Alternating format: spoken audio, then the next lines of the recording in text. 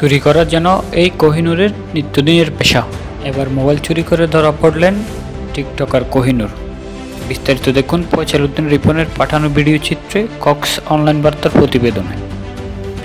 গেল কিছুদিন আগে অভিনব কায়দায় টেকনাফ থেকে স্বর্ণ চুরি করতে গিয়ে ধরা পড়ে এই নারী টিকটকার।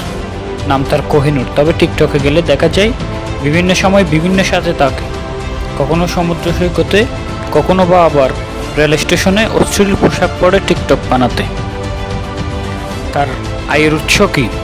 কীভাবে ক্রয় করেন নিত্য নতুন পোশাক? তাহলে কখনো স্বর্ণ, কখনো মোবাইল চুরি করে এসবের যোগান দেন তিনি? প্রশ্ন সচেতন মহলের।